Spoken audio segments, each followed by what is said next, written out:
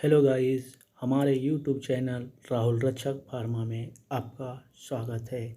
आज हम जानेंगे अमीबियासिस यानी पेचिस के बारे में।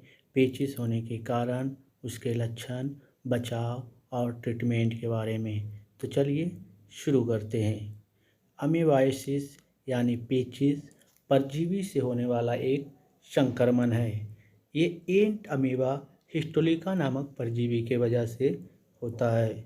वैसे तो यह बीमारी किसी को भी हो सकती है, लेकिन उन लोगों में ये ज़्यादा होता है जो ऐसे देश या ऐसे क्षेत्र में रहते हैं जहाँ साफ सफाई अच्छी नहीं है। चलिए अब इसके कारण को समझते हैं।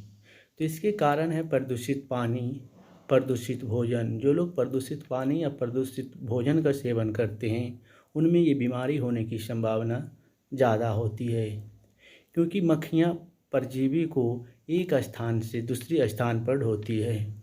जब कोई संक्रमित व्यक्ति मल का त्याग करता है तो मक्खियाँ उस पर बैठ जाती है। जब वो वहाँ से उड़ती है तो मल के साथ साथ अपने पैर में अमीबा जो कि संक्रमण करता है उसको भी साथ लाती है और वो ऐसे स्थान पर बैठ जाती है जैसे फल, खाना, और बाद में जब हम उसका सेवन करते हैं तो वो हमारे खाने के साथ हमारे पेट में चला जाता है, जिसके कारण हम संक्रमित हो जाते हैं। इसके अलावा कुपोषण, ओरल सेक्स, एनल सेक्स यानी अनप्रोटेक्टिव सेक्स के कारण भी पेचिस हो सकता है। तो चलिए अब इस चित्र के माध्यम से समझते हैं कि पेचिस कैसे फैलता है।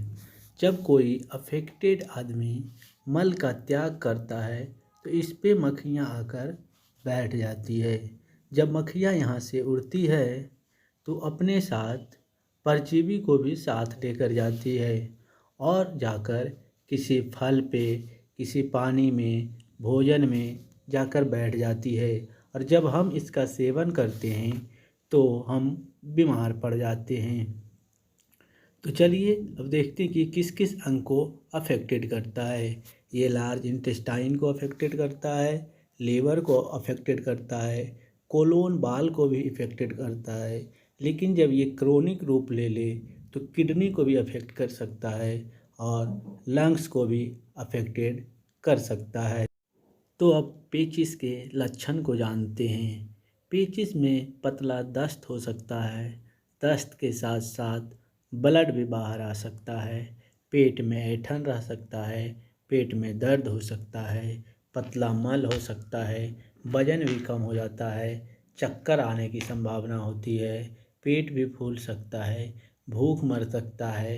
अनीमिया जैसे सिम्टम हो सकते हैं। आपके शरीर में खून की कमी हो सकती है। थकान महसूस होगा। उल्टी जैसा या उल्टी हो सकता है। तो अब देखते हैं कि अमीबा का इलाज कैसे होता है। तो अमीबा का उपचार इस बात पर निर्भर करता है कि संक्रमण कितना गंभीर है। इसके इलाज के लिए कई एंटीबायोटिक्स उपलब्ध हैं। डॉक्टर बीमारी के स्थिति के अनुसार एंटीबायोटिक निर्धारित करते हैं।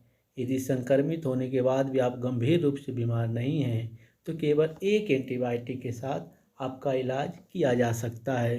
लेकिन अगर आप गंभीर बीमार हैं तो आपको एंटीबायोटिक की खुराक बढ़ाई जा सकती है और अधिक संख्या में एंटीबायोटिक दिया जा सकता है। इसके बचाव में हम कुछ काम कर सकते हैं जिससे कि हम अमीबा से या पेचिस से बच सकते हैं।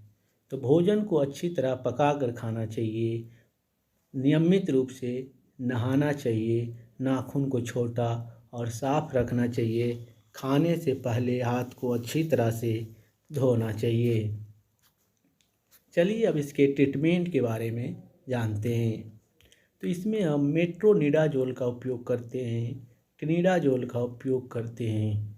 टिनिडाजोल मेट्रोनिडाजोल से ज़्यादा कारगर होता है। इसके अलावे हम लोग सिप्रोफ्लोक्सासिन और टिनिडाजोल का भी उपयोग करते हैं। इसके अलावे सिक्निडाजोल, ऑफ्लोक्सासिन, ओर्निडाजोल, डॉक्सीसाइक्लिन और पैरोमोमाइसिन का उपयोग करते हैं। इसके साथ साथ ही हमें ORS का इस्तेमाल करना चाहिए, क्योंकि पेचिस के दौरान हमारे शरीर में पानी की कमी हो जाती है, डिहाइड्रेशन हो जाती है। तो ORS हमारे शरीर में पानी और इलेक्ट्रोलाइट को मेंटेन करता है। Thank you for watching this video. मिलते हैं किसी और वीडियो में।